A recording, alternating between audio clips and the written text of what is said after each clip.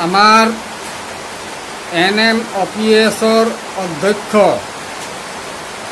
বিজয় কুমাৰ বন্ধু মহাশয় তেখেতে আমাৰ কৰ্মচাৰীৰ কাৰণে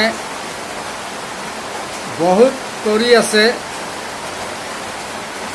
তেওঁক আমি ধন্যবাদ দিবই লাগিব। তেখেতে দিল্লীত গৈ আমাৰ কেন্দ্ৰীয় আৰু ৰাজ্যৰ সাংসদসকলক লগ ধৰিছে।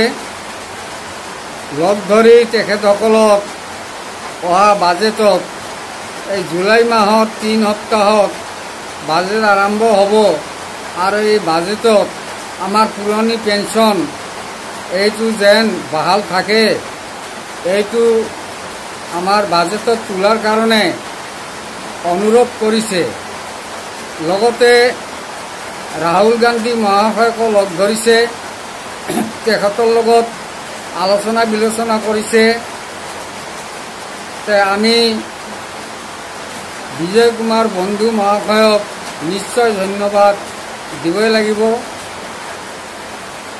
তেখেতে নেৰানেপেৰাকৈ ধৰিছে যে আৰু কৈছে যে 101% আমাৰ পুৰণি পেঞ্চন হ'বই, এই বুলি তেখেতে ডাঠি কৈ আছে। আমিও তেখেতসকলৰ লগত আছোঁ। আপোনালোকে জানে যে NPS কৰ্মচাৰীসকল যিসকল অৱসৰ লৈছে তেওঁলোকৰ পানীত হাঁহ নচৰা অৱস্থা হৈছে। তাৰ ভিতৰত মই এটা নিজে, মোৰ অৱস্থা খুব বেয়াৰ পিনে ঢাল খাইছে। মোৰ মাটি সম্পত্তি একো নাই। মোৰ মাহত 1800 টকা মই পাওঁ। এই 1800 টকাৰে এখন ঘৰ আৰু মোৰ এই বৃদ্ধ বয়সত মোৰ এই অসুখত এই ঔষধ কিহেদি কিনো আৰু লগতে মই সংসাৰখন কেনেকৈ চলাওঁ। মই বহুত কিবাকিনি কৰি মানুহৰ পৰা সাহায্য লৈ মই কোনো ৰকম চলি আছোঁ।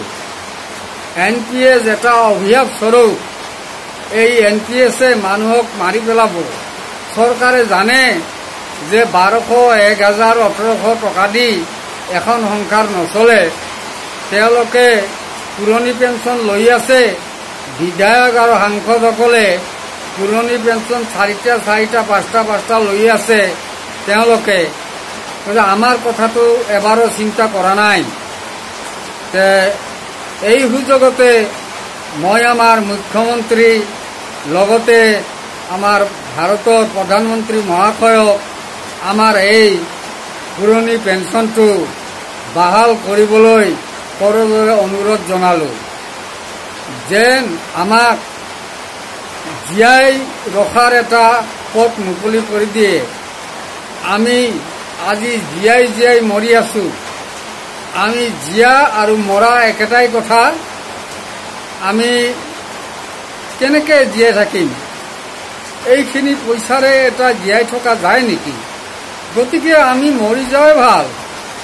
আমি ইয়াতে জীয়াই থাকি লাভ নাই। এইখিনি টকাৰে বহুতৰে বেলেগ ব্যৱস্থা নাই, মাটি সম্পত্তি নাই।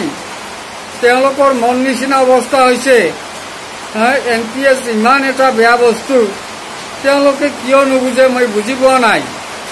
গতিকে মই পুনৰ অনুৰোধ জনালোঁ, আমাৰ অহা বাজেটত যেন এইটো ধৰি, পুৰণি পেঞ্চনটো ধৰি আমাক বাচি থকাৰ, জীয়াই থকাৰ এটা উপায় কৰি দিয়ে।